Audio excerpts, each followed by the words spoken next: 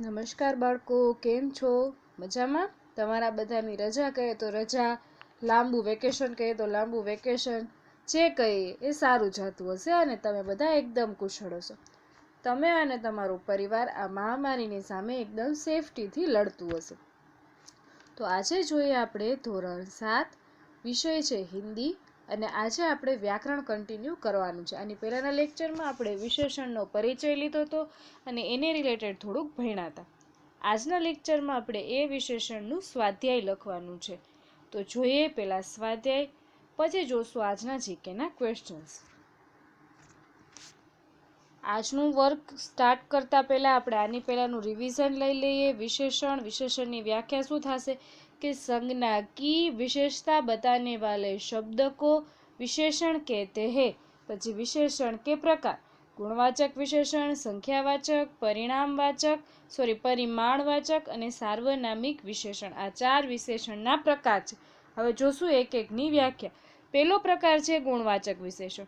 जिस शब्द में संज्ञा के गुण अर्थात रूप, रंग, दशा, स्थिति, आकार, प्रकार, दोष का बोध होता है उसे गुणवाचक विशेषण कहते हैं.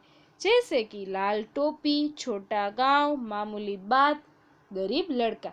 કે જે વસ્તુથી, જે શબ્દથી આપણને એ વસ્તુનું રૂપ, રંગ, એ વસ્તુની દશા કેવી છે, એની સ્થિતિ કેવી છે, આકાર કેવો છે, એની અંદર કયા કયા દોષ છે, એ બધી ખબર પડતી હોય તો એને શું કહેશું? ગુણવાચક વિશેષણ. ટૂંકમાં કહીએ તો આપણને જે શબ્દથી વ્યક્તિ કે વસ્તુના કે પદાર્થના ગુણની માહિતી મળતી હોય એ બધું શેમાં આવશે? ગુણવાચક વિશેષણ. ત્યારબાદ संख्यावाचक विशेषण. जिस शब्द में किसी वस्तु या व्यक्ति की संख्या का बोध होता है.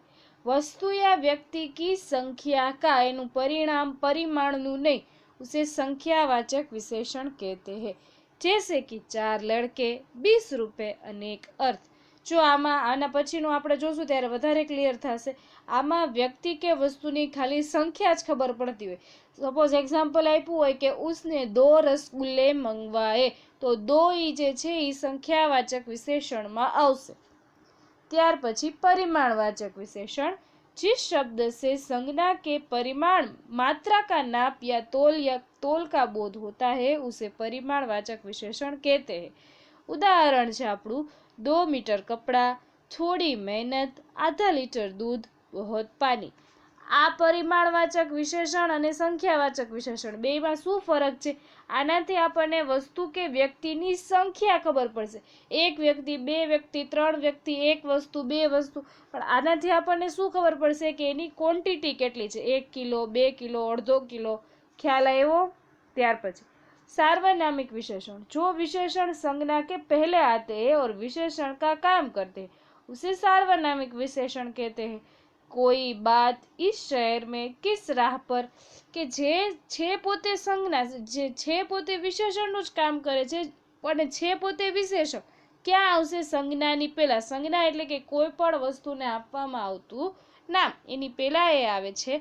છે પોતે સર્વનામ છે અને વિશેષણનું કામ કરે છે, એને શું કહેશું આપણે? સાર્વનામિક વિશેષણ. હવે અહીંયા એના થોડાક ઉદાહરણ હતા. હવે જોઈએ આજનું સ્વાધ્યાય. स्वाध्याय पहलो प्रश्न है कि निम्नलिखित वाक्यों में से विशेषण को रेखांकित कीजिए. पहलो वाक्य है राजा को बड़ा क्रोध आया. क्रोध तो आयो पण मामूली क्रोध नहीं आयो, बहुत ज गुस्सो आयो. जो मैं आमा क्या जवाब नहीं लखेला आखी पीडीएफ में, हूँ जवाब बोलती जाइश अने समझावती जाइश. होमवर्क में तमारे विडियो जोई समझी अने पछी ज जवाब लखवानुं छे. राजा को बड़ा क्रोध आया, तो एनो जवाब शुं आवशे? आमां विशेषण क्यों थशे? बड़ा. क्यों थशे? बड़ा. त्यार पछी कालिदास महान कवि थे. कवि तो घणा बधा होय, सामान्य कवि होय, खाली 1-2-3 जग्याए कविता रची दीधी होय एथी विशेष न होय. पण कालिदास शुं हता? तो के एक महान कवि हता, उच्च कोटीना कवि हता. त्यार पछी नन्ही का स्वभाव दयालु था. तो आमां कयो विशेषण आवशे? दयालु. તમારો ગુસ્સાવાળો સ્વભાવ છે તો એ પણ સ્વભાવ જ કહેવાશે. તમારો કંજૂસ સ્વભાવ છે પણ એ પણ સ્વભાવ જ કહેવાશે. બધા સ્વભાવના પ્રકાર છે અને એમાંથી નન્હીનો સ્વભાવ કેવો હતો? તો કે દયાળુ હતો. તો આમાં વિશેષણ શું થશે? દયાલુ. નન્હી કા સ્વભાવ દયાલુ થા. તો આમાં અંડરલાઈન દયાલુ નીચે આવશે. अब्दुल कादिर सच्चा बालक था। बालक कई सारे होते हैं, पर अब्दुल कादिर था वो सच्चा बालक था। तो इस वाक्य में विशेषण क्या हुआ? सच्चा।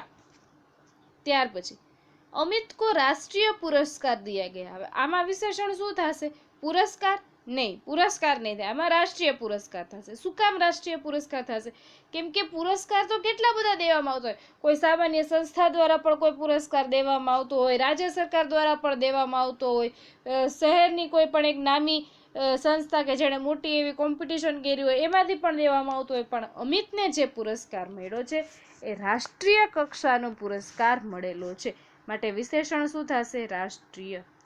સરદાર વલ્લભભાઈને નૂતન ભારત કા નિર્માણ કિયા। તો સરદાર વલ્લભભાઈ ભારતનું નિર્માણ તો ઘણાય કરવા માંગતા હતા, પણ સરદાર વલ્લભભાઈ પટેલે કેવા ભારતનું નિર્માણ કર્યું? નૂતન ભારતનું। સામાન્ય તમને વિશેષણ જો ઓળખતા ન આવડે ને તો તમને હું એક નાનકડી એવી ટીપ શીખડાવું છું। તમારે ખાલી વાક્યને કેસે ઓર ક્યા એવો પ્રશ્ન પૂછવાનો, કેસે, બરાબર। હવે આ જ વાક્ય છે, સરદાર વલ્લભભાઈને નૂતન ભારત કા નિર્માણ કિયા। कैसे भारत का निर्माण किया? नूतन भारत का। अमित को राष्ट्रीय पुरस्कार दिया गया। कैसा पुरस्कार दिया गया?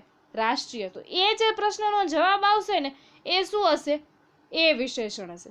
કેસે અથવા કેસા બેમાંથી એક તમારે પ્રશ્ન પૂછવાનો, કેસે અથવા કેસા। હવે આ જુઓ, અબ્દુલ કાદિર સચ્ચા બાલક था। અબ્દુલ કાદિર કેસા બાલક था?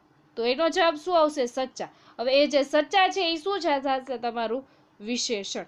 જે જવાબ આવ્યો એ આપણું વિશેષણ બની જશે। ત્યાર પછી નન્ही का स्वभाव दयालु था। नन्ही का स्वभाव कैसा था? તો એનો જવાબ આવશે દયાલુ था। તો દયાલુ એ શું થશે? તમારો જવાબ। તમારે વાક્યને કેસે અથવા કેસા પ્રશ્ન પૂછવાથી મળતો જવાબ એ તમારું વિશેષણ બનશે। જોઈએ આગળ। 2 रुपये और 50 पैसे मिलकर 2.5 रुपये होते हैं। 2 रुपये और 50 पैसे मिलकर क्या बनता है? 2.5 रुपये।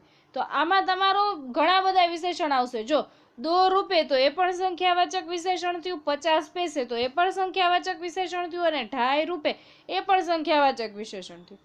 प्रिंसिपल ने सभी खिलाड़ियों को शाबाशी दी। प्रिंसिपल ने किसे शाबाशी दी? तो एनो जवाब शुं आवशे? सभी खिलाड़ियों को शाबाशी दी। तो आमां विशेषण शुं थशे? सभी। फरीथी जोई लेशुं 8 प्रश्नोना जवाब। राजा को बड़ा क्रोध आया, राजा को कैसा क्रोध आया? तो एना जवाबमां आवशे बड़ा। कालिदास महान कवि थे, कालिदास कैसे कवि थे? तो ए प्रश्ननो जवाब आवे कालिदास महान कवि थे। तो महान ए आपणुं विशेषण। नन्ही का स्वभाव कैसा था? दयालु। तो दयालु ए आपणुं विशेषण। अब्दुल कादिर सच्चा बालक था। अब्दुल कादिर कैसा बालक था? सच्चा। तो सच्चा है आपणुं विशेषण। अमित को राष्ट्रीय पुरस्कार दिया था। अमित को कैसा पुरस्कार दिया था? राष्ट्रीय। तो राष्ट्रीय है आपणुं विशेषण। सरदार वल्लभ भाई ने कैसे भारत का निर्माण किया? तो एना जवाबमां आवशे नूतन भारत का। तो नूतन है आपणुं विशेषण।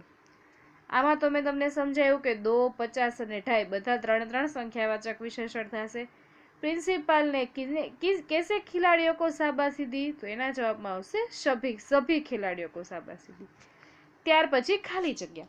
रिक्त स्थानों की पूर्ति कौंस में दिए गए शब्दों से कीजिए। आ कौंस में आपने जे उत्तरों आपने जे शब्द आप्या छे एनाथी आपणे देवानुं छे।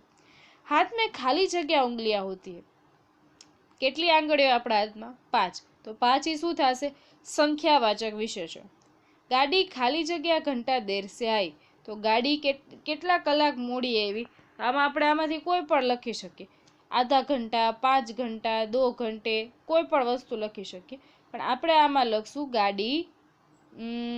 જોઈએ આગળ કયા પ્રશ્નનો જવાબ નથી આવતો। ખાલી જગ્યા બૂટ की किंमत 1 लाख मोहर थी। हवे आपणे एक बूट तो होय ने, 2 बूट होय एटले 2 बूट की किंमत, बूट एटले शूज, 2 बूट की किंमत 1 लाख मोहर है। धूल में खाली जगह कीटाणु होते हैं। तो धूल में बहुत कीटाणु होते हैं। શું આવશે જવાબમાં? धूल में बहुत कीटाणु होते हैं। मोहन भाई ने 2 रसगुल्ले मंगाए। मोहन भाई ने 2 रसगुल्ले मंगाए। तो કેટલા? 1 કે 2 એને નહોતા મંગાવ્યા એને તમે આમ પણ લઈ શકો કે મોહનભાઈ ને 5 રસગુલ્લે મંગાए। 2.5 રસગુલ્લે તો કોઈ મંગાવે નહીં, 2 આખા નીકળતું। તો મોહનભાઈ ને 5 રસગુલ્લે મંગવાए। તો તો આનો જવાબ શું થઈ ગયો કે ગાડી કેટલા કલાક મોડી હતી? તો કે આધા, આપણે ક્યાંય આવ્યું નથી, તો ગાડી आधा घंटा लेट थी और गाड़ी आधा घंटा देर से आई। फरीथी जोई लेशु, हाथ में 5 उंगलियां होती है, गाड़ी आधा घंटा देर से आई, 2 बुध की कीमत 1 लाख मोहर थी, धूल में बहुत कीटाणु होते हैं, मोहन भाई ने 5 रसगुल्ले मंगवाए। ત્યાર પછી कौंस में से उचित शब्द चुनकर रिक्त स्थानों की पूर्ति कीजिए। तुम यह खाली जगह आदत छोड़ दो। कोई कोઈને સારી આદત છોડવાનું ન કે, શું કે ખરાબ આદત છોડવાનું કે तुम यह गंदी आदत छोड़ दो। ત્યાર પછી मुझे तो खाली जगह कीटाणु नहीं दिखाई देते, मुझे कोई कीटाणु नहीं देखाય। આ સાર્વનામિક વિશેષણ થયું। શું થયું? સર્વનામની સંજ્ઞાની આગળ અને પોતે સર્વનામ છે, આ સંજ્ઞા છે। मुझे कोई कीटाणु नहीं दिखाई दिया। हम देश को सुखी बनाए, कोई दुखी बनावा न मांगતું હોય તો हम देश को सुखी बनाए। જો આ ખાલી જગ્યા કરાવવાનો મતલબ શું છે કે ખાલી જગ્યામાં આવનારા દરેક શબ્દ વિશેષણ છે। वक्तृत्व स्पर्धा खाली जगह सप्ताह होगी तो अगले सप्ताह होगी। पिछले केम नहीं आवे? कारण के आ भविष्य काळનું वाक्य છે। होगी तो हवे थासे, पिछले सप्ताह हो गई ऐसे लिखा जाता, पर इसमें कैसा लिखा है? वक्तृत्व स्पर्धा खाली जगह सप्ताह होगी, हवे थवानी छे क्रिया, तो अगले सप्ताह होगी। बाजार में बहुत चहल पहल थी, बाजार में अनेक चहल पहल न आवे, आधी चहल पहल पर न आवे, શું આવે? बाजार में बहुत चहल पहल थी।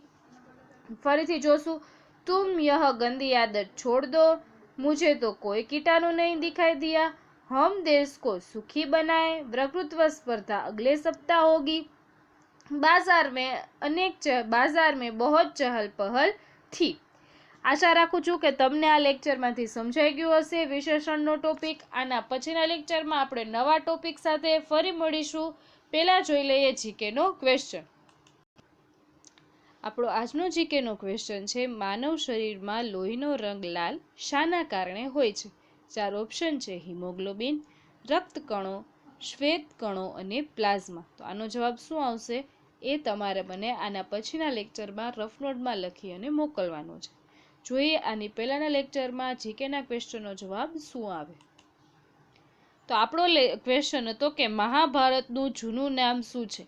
મહાભારતનું જૂનું નામ છે જય સંહિતા।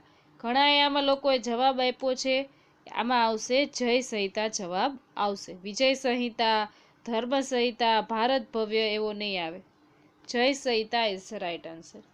આશા રાખું છું કે તમને લોકોને આ લેક્ચરમાંથી દર વખતે કંઈક નવું શીખવા મળતું હશે।